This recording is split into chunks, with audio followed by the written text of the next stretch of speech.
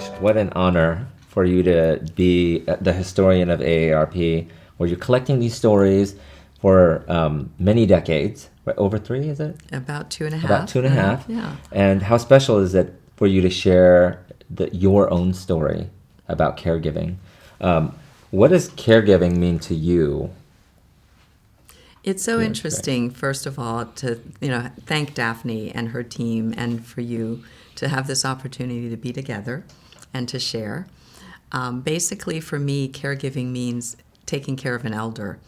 And in my case, it's my mother. There are more and more elders in our families who are living longer, but with chronic illnesses.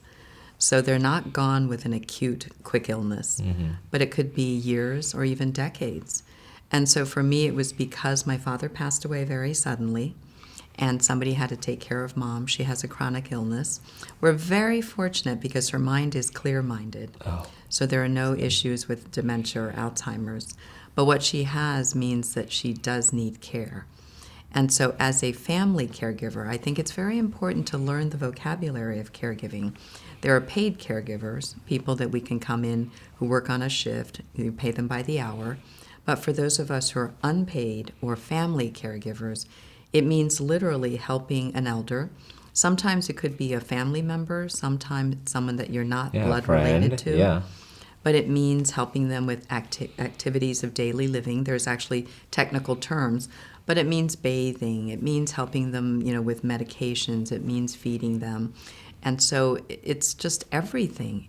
Just if you have children, you will understand what you had to do with toddlers, or now with an elder person. It's helping them live their life. Mm-hmm. You and I have a very shared experience about leaving our professional lives. I was a TV reporter, got a call from my brother telling me that Dad had stomach cancer. So I was in Wisconsin, flew home to take care of Dad for 6 months. They said he had 6 months, and he died 6 months later.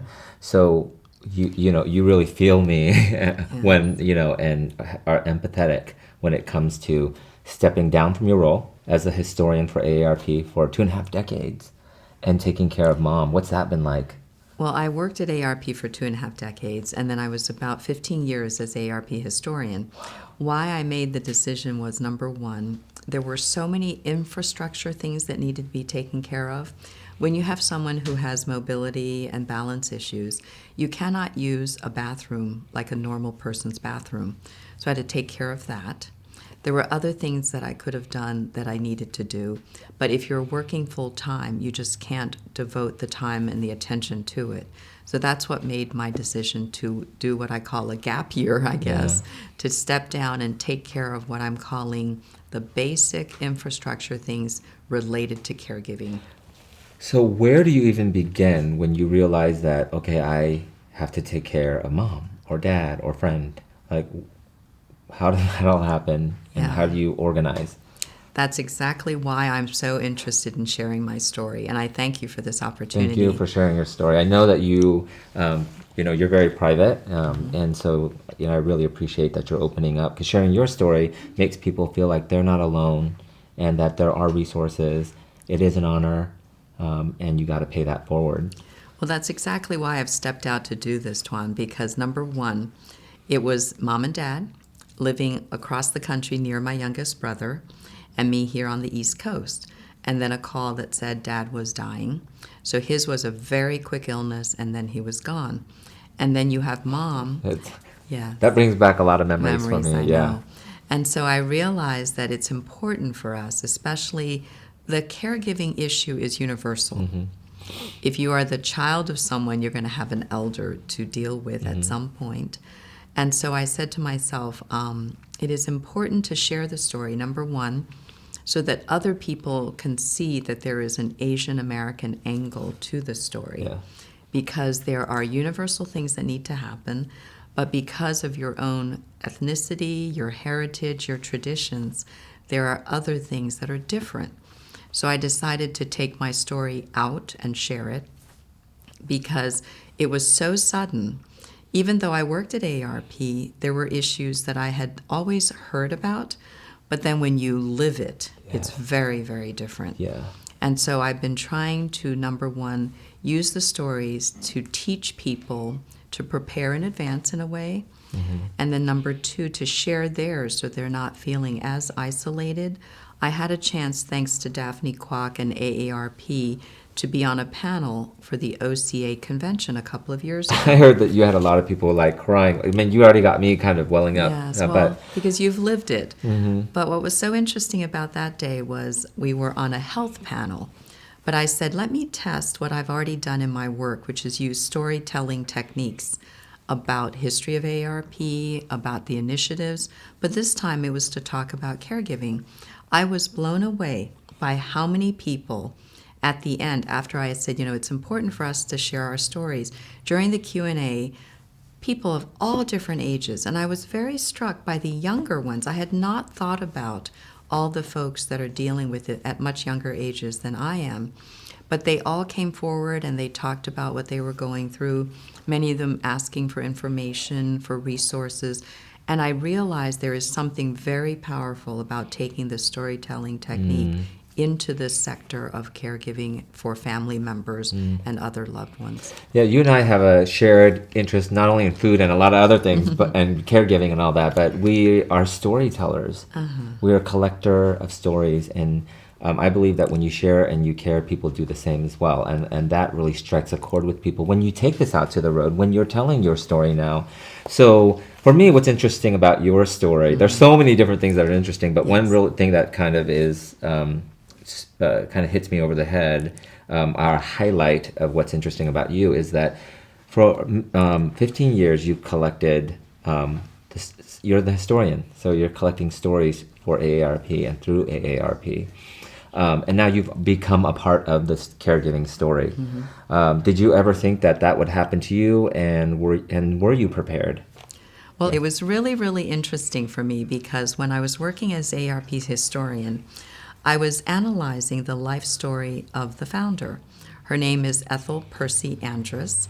She was born in 1881 and lived until 1967.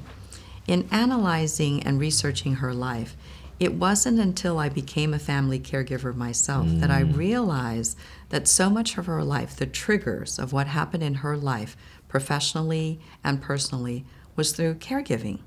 She was a single woman because of her generation. Nursing and teaching were the only two professions open, but she did very well in that sector. She became one of the first urban high school principals in California. Southern California.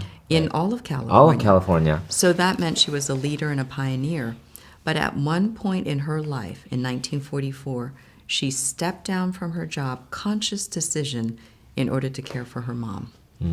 So if you think back to her generation and now, how even back then, a professional woman had to make a career change because of family caregiving. And then even earlier than that, she had actually lived in Chicago. But the family wanted to take her father, who had become ill, to a warmer climate. So she ended up following the parents. Her sister did marry. She never married. Back to California, and this time in Southern California. So there were letters in her student file that said, oh, it's so hard, can you write me letters of recommendation? So I realized that the entire story of, in a way, how AARP's founder worked in 1958 to found AARP, the life triggers were family caregiving. And so in reviewing her story, is anything inspiring for you, or anything that kind of connected with you at a gut level? Yes, I think it's very interesting, as you and others have already said. There are really only 4 types of people in the world, right? Those who are currently caregiving, those who had been caregiving, those who will be caregiving, and those who themselves will need care, right? Yeah. So you can learn from others' life experience. And I know that you're very interested in working with inspiration. Yeah. That's why I'm interested in taking the story of my own personal journey as a family caregiving out, because hopefully I can help others. It's like I'm walking in my own moccasins for so many miles, Maybe they can learn from it, because I think the Asian American and Pacific Islander angle to family caregiving is unique. I have to go back into my parents' life story because it has such ramifications now in this family caregiving situation. Mom and Dad are originally from Henan province in China. That is a landlocked province. And in the late 1940s, as communism was taking over China, they were given at one night a decision to make whether to stay or to go with their school. Wow. So Imagine in one just night, one night. in high school, they decided that they knew what was going to happen under the communists would be tough. So they wanted to walk out. They were able to go with the retreating KMT, Kuomintang soldiers. So Mom left with her high school, which was at that time girls' school, boys' school. Dad left with his.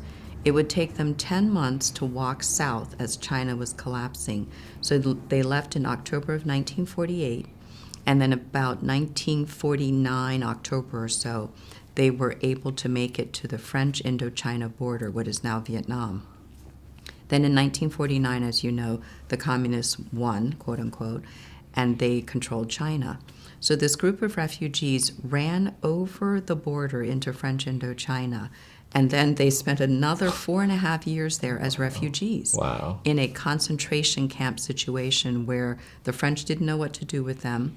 They refused to go back to China, but finally in the early 50s, they got a chance to go to Taiwan, the Republic of China. So the point of that era of their life is they left without any family.